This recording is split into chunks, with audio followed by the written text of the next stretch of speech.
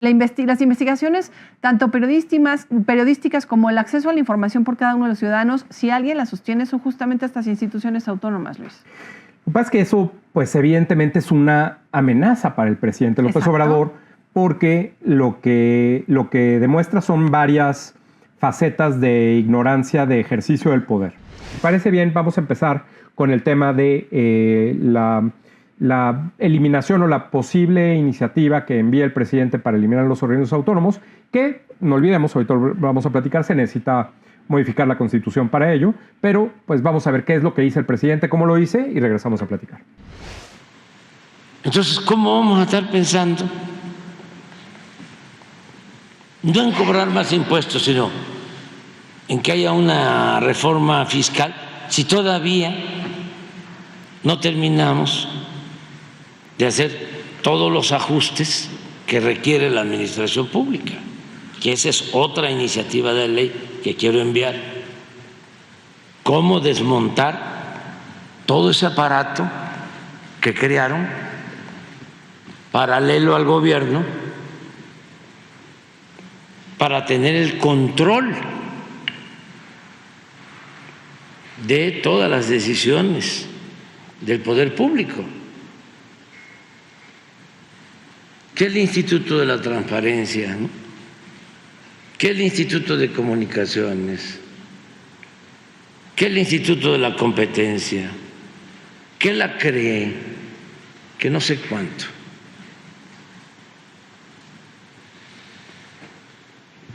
Tenemos que hacer una reforma administrativa y tienen que desaparecer todos esos organismos supuestamente autónomos. Y es supuestamente autónomo porque no le sirven al pueblo, están al servicio de las minorías. Cada vez que se quiere defender a Pemex, que se quiere defender a la Comisión Federal de Electricidad, sale el Instituto de la Competencia a defender a los particulares. Si la función de cualquier gobierno es procurar el bienestar colectivo, el bienestar del pueblo, no de grupos, eso es la oligarquía, no la democracia. Entonces, sí hace falta hacer todo este ajuste. Y sí voy a dejar la iniciativa. Si no la aprueban, lo que quiero es que quede constancia de que eso está mal. Y no quiero ser cómplice. Pues que quede constancia de que vive en el mundo al revés, Luis, porque estos organismos autónomos fueron construidos e impulsados por grupos de ciudadanos que estaban cansados del presidencialismo totalitario, ¿no?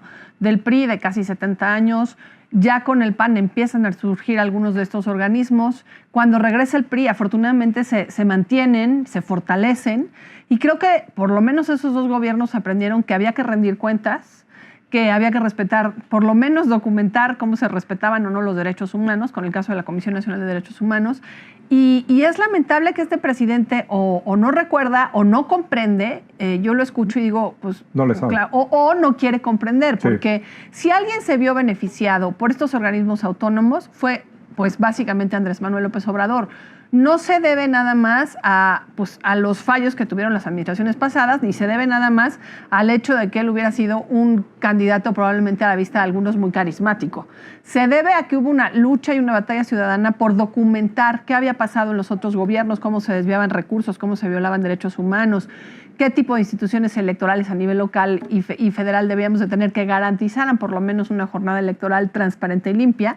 Y aún beneficiándose de eso para llegar a la presidencia, parece haberlo olvidado. Creo que es interesante ver cómo dice que va a hacer ajustes, ¿no? Como si fueran cosas pequeñas. Creo mínimos, que mínimos. El hecho de minimizar lo que representan estos organismos autónomos nos habla mucho de su desprecio y de su desconocimiento, yo insisto, porque básicamente si a alguien le sirven es al pueblo. A él le incomoda esta idea. Pero si tú, por ejemplo, Luis, eres derechohabiente del ISSSTE o del IMSS y quieres tu expediente médico, va a ser muy difícil que vayas a una ventanilla o a 2 o a 3, como suele suceder en estas instituciones, y que te lo entreguen. Muchas veces los pacientes a los que les surge tener su expediente recurren a una solicitud de información y el INAI se encarga de garantizar que esa información les sea entregada, ¿no? El INAI no es quien la entrega, porque a veces también se confunde mucho esta idea.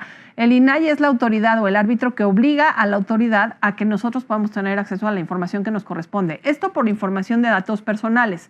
Pero cuando se trata de datos públicos, pues bueno, la estafa maestra, que definitivamente fue emblemático para que el presidente Andrés Manuel pudiera tener referentes de corrupción en este país, fue gracias en buena medida a las solicitudes de información que el IFAI obligó a que la Secretaría de Hacienda, la Secretaría de Economía y muchas de las que generaron todos estos contratos fantasmas, pues fueran entregando.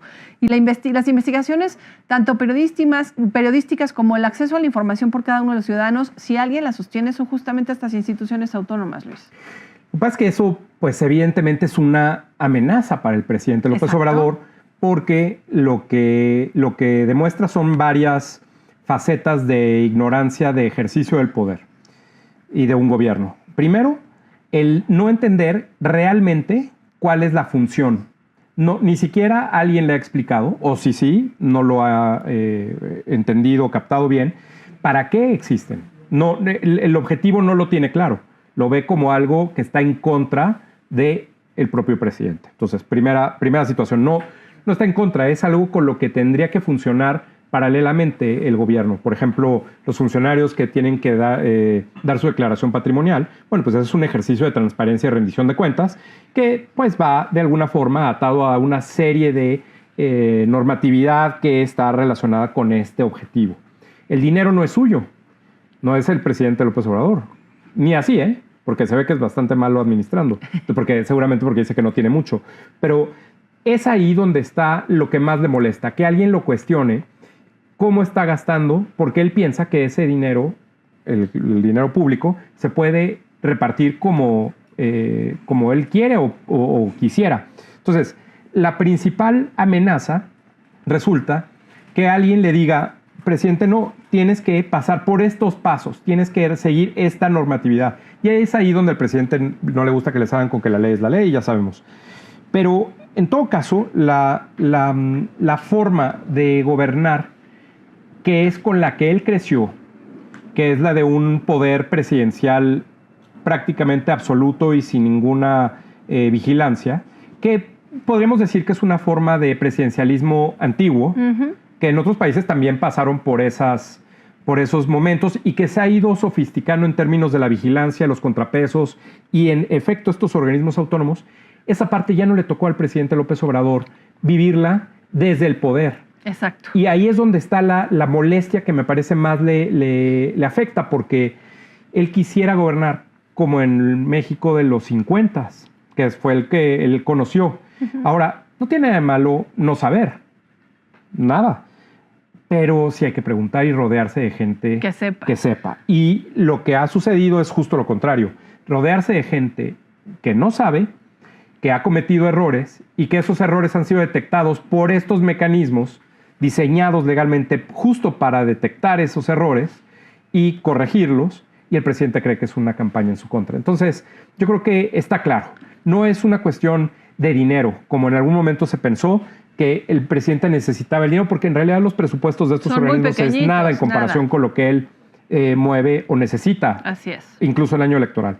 Es una cuestión de poder para mantenerse lo más posible con la libertad, según él, sin que nadie le diga en qué se está equivocando. Sí, si tuviéramos que elegir una de las opciones, Luis, la primera no entiende, no se llega de gente que le explique, o la segunda bien que entiende y ahora no les son convenientes estos órganos autónomos, claramente, como dijiste, se siente amenazado y yo diría, pues sabe que no le conviene que estas instituciones justo previo al año electoral estén fuertes, ¿no? Estén cercanas a la ciudadanía y sirvan como instrumento de lo que la Corte Interamericana llama el control democrático. Este concepto a mí me gusta porque cuando el presidente asegura que no se acercan al pueblo, creo que las experiencias en otros países hablan de este tipo de instituciones como las que justamente le otorgan el poder a la gente. Si tú eres autoridad, pues tienes el control de los recursos públicos, de las decisiones sobre la política pública.